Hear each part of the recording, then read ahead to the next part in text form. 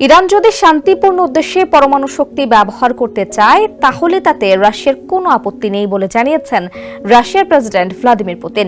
বরং রাশিয়া তাতে সহযোগিতা করতেও প্রস্তুত। তুর্কি সংবাদ মাধ্যম আনাদুলু এজেন্সির এক প্রতিবেদনে এই তথ্য জানা গেছে।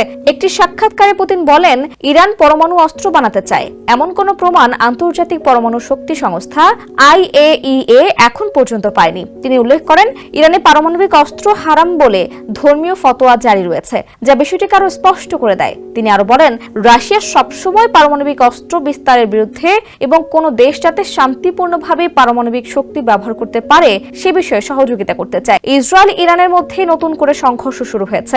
ইসরায়েলের হামলার জবাবে ইরান পাল্টা হামলা চালিয়েছে। এতে উভয় দেশে প্রাণহানি হয়েছে শতাধিক মানুষের। এই উত্তেজনার মধ্যে পুতিনের শান্তিপূর্ণ পারমাণবিক কর্মসূচিতে সমর্থনের ঘোষণা ইরানের পক্ষে একটি বড় কূটনৈতিক সমর্থন হিসেবে দেখা হচ্ছে। বিশেষ করে পশ্চিমা দেশগুলোর চাপের মুখে এই বার্তা ইরানকে কিছুটা কৌশলগত সুবিধা দিতে পারে বলে মনে করা হচ্ছে।